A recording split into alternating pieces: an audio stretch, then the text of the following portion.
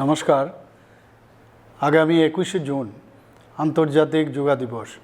2014 সালে রাষ্ট্রসংঘে মাননীয় প্রধানমন্ত্রী শ্রী নরেন্দ্র মোদীজি যোগা দিবস পালনের প্রয়োজনীয়তার কথা ব্যক্ত করে 21 জুন দিনটিকে আন্তর্জাতিক স্তরে পালনের দাবি জানান।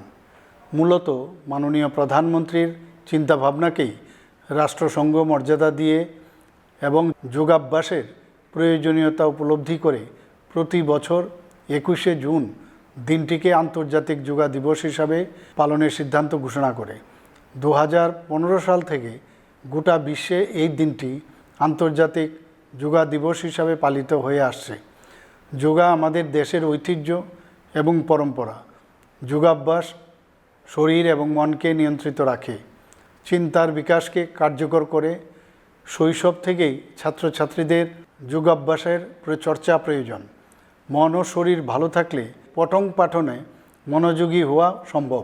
যোগচর্চা শারীরিক দক্ষতা বৃদ্ধি করে, রোগাক্রমণ প্রতিহত করে, মানুষের দৈনন্দিন জীবনযাত্রাকে পরিবর্তন করে, মানুষের মধ্যে সচেতনতা জাগিয়ে তোলে।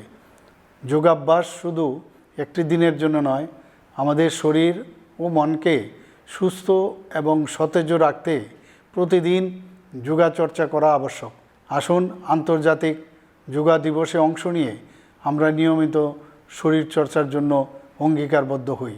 সুস্থ নাগরিক হিসাবে সমৃদ্ধ ভারত গড়তে মাননীয় প্রধানমন্ত্রীর স্বপ্নকে সফল করে তুলি। নমস্কার।